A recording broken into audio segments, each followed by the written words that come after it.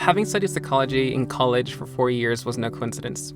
Most of the reasons that I had to study psychology came because of an experience that I had way back when I had graduated from high school, and I found myself in Texas for the very first time, all by myself, only knowing one person, and even then, we wouldn't find ourselves talking at all after some while, and I was now beginning to feel this feeling of loneliness.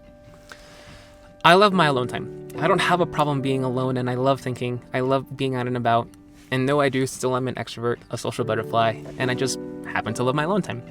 But it doesn't change the fact that when I was feeling lonely, way back when, it was insurmountable because I started to dwell on things that made me feel like it was all my fault, that I found myself leaving behind my family, my friends, I had guilt, and I didn't exactly know what to do.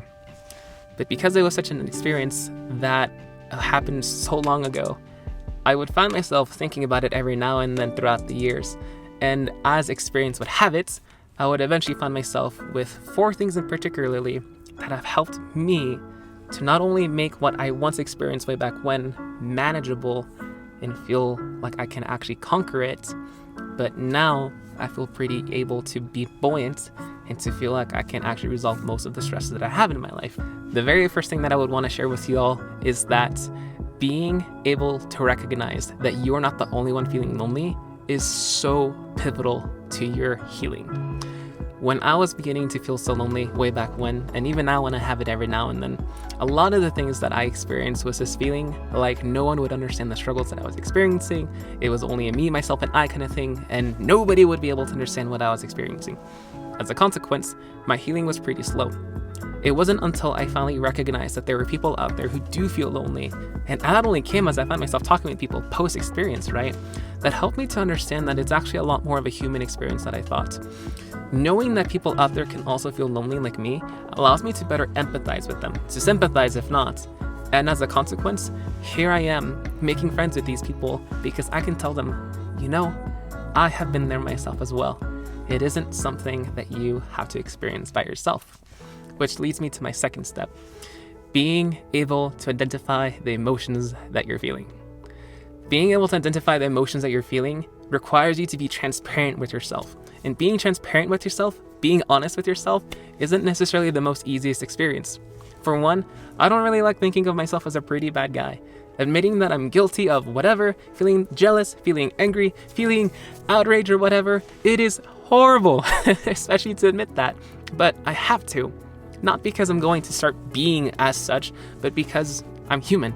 And because I'm human, I recognize that I need to address these properly. And by keeping them underneath the rug, even though it does work to some extent, like most things that are bottled up, you keep doing that, and eventually you'll find yourself blowing up. And it is an experience when I blow up. So, Robert, what do you do to avoid yourself from blowing up then? I have 2 things. 2 things in particularly that have helped me. My favorite one is to journal. Even though I'm a social butterfly, I love being able to just keep my thoughts to myself while they're really raw and just write down in my journal the things that I'm experiencing. For me personally, I love using the app called Day One. Day One has been the app that I've been using for a very long time because it's simply on my phone and I can just pull out my phone and I can just start typing away whatever. And it has been a beautiful experience to write down my stresses, my frustrations, my joys, my happiness, the blessings that I received, and the list goes on. And so, frankly, for me, it is because I have them now in front of me that I can see what I'm feeling inside and now be able to share that with other people in a way that's more understandable. Now, the second point that I like personally is talking with people. And I like talking with people because they allow me to share the very thing that I'm trying not to disclose so much information about in a way that I can still have their unique perspective upon. Because personally for me, when I'm experiencing something so raw at that very moment, I don't necessarily want anybody to really know. At least I find myself looking like a bad person per se, and I'm being honest. I actually don't want to come across as a bad person, right? But putting up a straw man, take for example, if I do not want to disclose every little bit of information just yet, I can ask them a question such as, friend, when was the last time that you find yourself feeling pretty lonely? What did you do? Or, friend, what did you do the last time that your heart was feeling so heavy and how did you overcome that? Or even then, friend, I personally don't really want to disclose anything just now, but I would love to know your opinion on this, or that.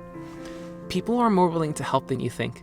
A lot of the times, being genuine, being transparent, being sincere, and being honest with people is a really tough gig simply because it does require you to be vulnerable. And vulnerability isn't something that most of us are willing to do, or some of us perhaps, just because there is a risk of being hurt. And that's human, that's perfectly fine. Hence the straw man, where I just love shooting a question and not having to disclose so much information just because I can get someone else's opinion. And if I want to disclose, I disclose. If not, I don't worry about it. Step number 3 is pretty dependent upon steps number 2 and number 1. Number 1, because you recognize that you are not alone in facing this. Step number 2, because you recognize that you have a certain need only because you're being honest and transparent with yourself. But step number 3 is for you to ask yourself what you can do to change the circumstances that you're now in. Now that you know that you're not alone, now that you know they have a specific need, ask yourself what you can do to change that. Oftentimes for me, it does require for me to do some research and to ask either people or even Google, which is that other thing in case you didn't want to ask your friends or whatever, right? And just ask away until you figure out how you can progress from the problem that you have. Once you start gaining the momentum, once you start feeling like you can actually make progress in what you're feeling and how you currently are, you're going to continue to feel that encouragement, and you're going to be striving to work towards something that, quite frankly, is miraculous, and you're going to feel productive and you're going to feel fulfilled in the endeavors that you are on. It's pretty amazing what happens when you start working. I am a firm believer that once you start working, blessings do come. And so that leads into my 4th step, which once you have momentum going, recognize this. Recognize, which is step number 4, that you're going to have to prepare for the next time that you feel this way. Loneliness, like most emotions, are going to come and go. And even though my experience in Texas, for example, was so monumental, experiences that I've had since then where I have felt lonely hasn't been as intense as that one. But that is simply because I have been able to chip off that experience and be able to gain wisdom out of that experience by having asked other people, by having Googled, by having been reflective upon myself, which might be a video that I do later, and just figure out how I could do better. And every single time that I prepare by learning a little bit more on how to do better, there we go, I gain confidence, I gain that safety to ensure that I can stay buoyed up and continue to feel like I know what I'm doing to some extent, right?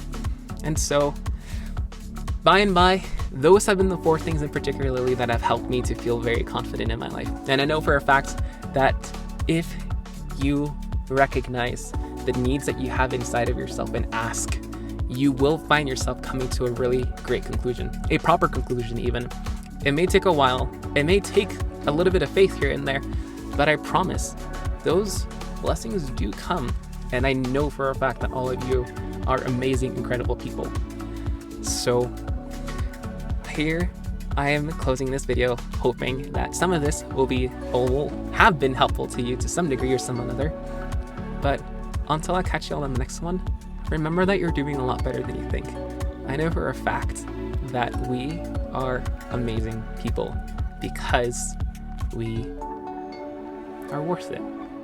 You are worth it. So friends, with that being all that I have to say, thank you so very much, and I will see you all in the next one. Bye.